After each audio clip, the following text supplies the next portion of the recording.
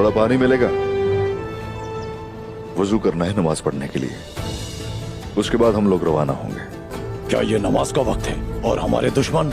हम अपने रब के आगे सजदा रेज़ होने पर किसी चीज को भी तरजीह नहीं देते। इंतजार करो।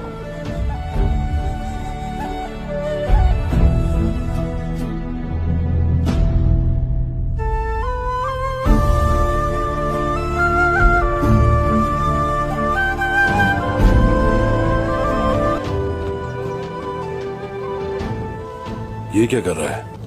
अपने आप को रब के नजदीक कर रहा है।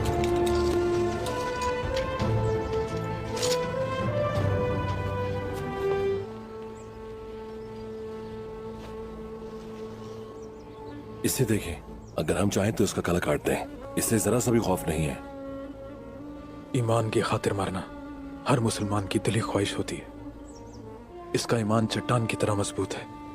अगर इस तरह का ईमान हमारे पास होता तो पूरी दुनिया हमारी गुलाम होती। अस्सलामु अलैकुम रहमतुल्लाह। अस्सलामु अलैकुम रहमतुल्लाह। तेरे सिवा इबादत के लायक कोई नहीं। हर शय पे तू कादिर है और इस कुल कायनात का तू रब है। एक तेरा ही जिक्र है जो राह दिखलाता है। मेरी तलवार को तेज धार बना। आमीन।